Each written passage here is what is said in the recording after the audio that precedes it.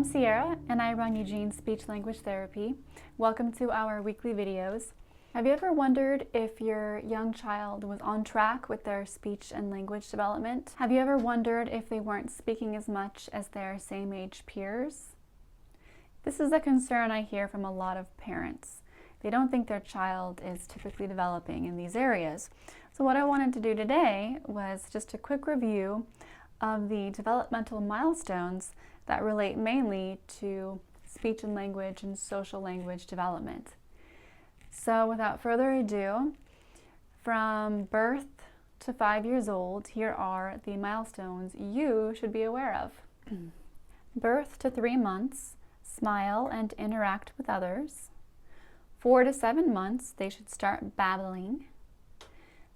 7 to 12 months, they should be making a lot of different sounds with their mouth and experimenting with sounds. They should also be using gestures. They should be able to wave and to point at things that they want. From 7 months to 2 years, they should start to understand what others are saying. And also in that range, they should be able to say more than a few words. By the age of 2, they should say more than 50 words, put words together to make sentences. From 2 to 3 years, they should play and talk with other children, show an interest in books and drawing. By the age of 3 years old, children should be understood by family and familiar caregivers, produce vowels correctly, and some sounds such as p, b, and w. Repeat when not understood without becoming frustrated, and speak fluently without stuttering. By the age of 4, children should be understood by individuals with whom they do not associate with regularly. Be understood by all family and caregivers. Correctly produce t, d, k, g, and f sounds. Be asked to repeat without becoming sensitive. By the age of 5 years, children should be understood in all situations by most listeners.